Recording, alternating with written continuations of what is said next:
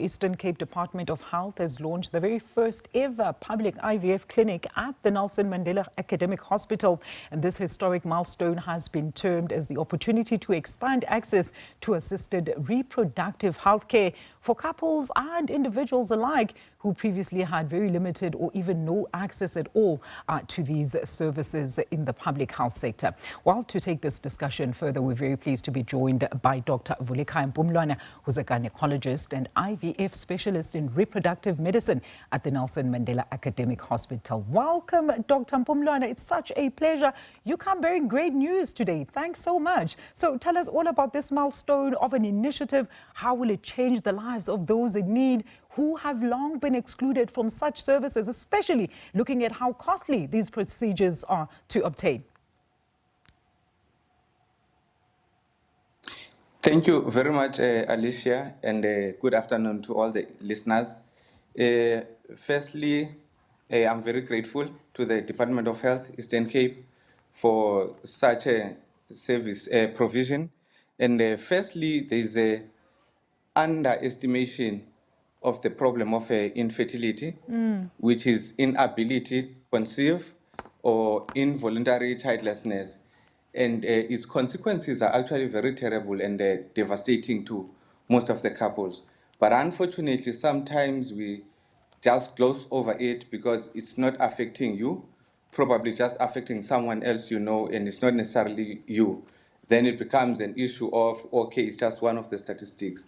And the honest truth is what the Department of Health Eastern Cape is trying to do is to bring services that is for the treatment of the problem of infertility in the form of ART and IVF, which are safe and also at the same time which are affordable to address the problem of infertility to all the people of the Eastern Cape and also people of South Africa at large. Thank you very much. That's very, very great, Doctor, because as you say, I mean, infertility is quite a taboo and a sensitive topic, especially when you look at the black culture. For both males and females alike, I must add, especially in our culture, women have long been, the subject of these issues pertaining to how they are also viewed when they go into starting their new families. So talk to us about how the clinic will actually operate, Doctor, from appointments to those who can actually get assistance and the entire process of IVF, which I understand actually takes time as well as patience.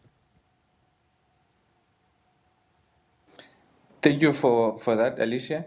With the unit in the Nelson Mandela Academic Hospital, currently there's two subspecialist doctors, which is me and Dr. Nkangane, who will be running the clinic, and Tito Kuhle is our embryologist.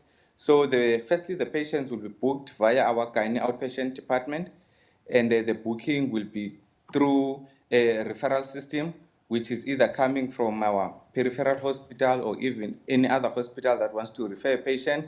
And during that referral, it can either be referred by a gynecologist, and if it's referred, for instance, by a GP, then it's got to follow the route of going through our GOPD clinic doctors to assess and see the criteria. And once the patient meets the criteria, then will be referred to the reproductive medicine unit, where thereof we will discuss the treatment issues and if what the patient is supposed to expect from the treatment, and also moving forward to try to explain exactly how the process is going to happen to the patient.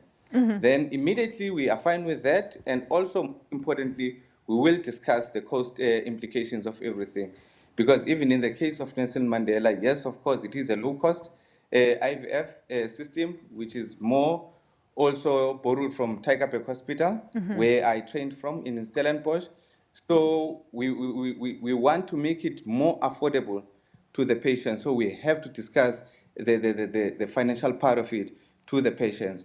Once everyone understands and is happy with that, then patients will be booked to start for the IVF process, which will start with the usage of drugs for controlled ovarian stimulation, and then ultrasounds moving forward. And then after finishing those ultrasounds, depending on the response that we're getting, then we'll be able to do the pickup of the eggs. And then after finishing the pickup of the eggs, the male part on the other side will be producing the sperm, which later on under the assistance of Kuhletito.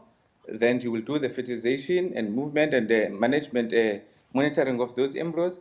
Ultimately, once they get to a good state, we will transfer back to the womb of the mother, and then looking forward to a positive pregnancy test. And then immediately that happens, fortunately, again, the unit is also grateful to have an fully functioning fetal-maternal unit, which some of the patients which might need such services will then be referred to that unit.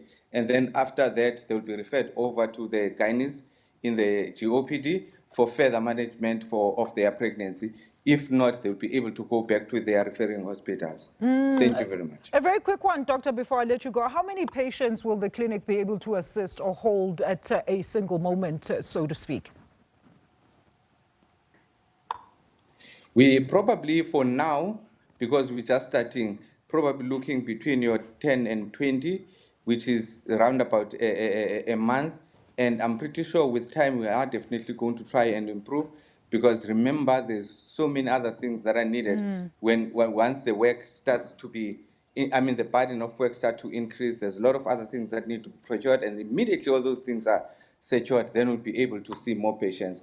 Because our main aim as the Nelson Mandela Academic Hospital is to try and assist everyone who is in need and fulfills the criteria for such assistance. Wow, congratulations once again and all the best, doctor. That is Dr. Vulikhaya Mpumlwana, a gynecologist and IVF specialist there, of course, as the Eastern Cape Department of Health has just launched the very first ever public IVF clinic at the Nelson Mandela Academic Hospital.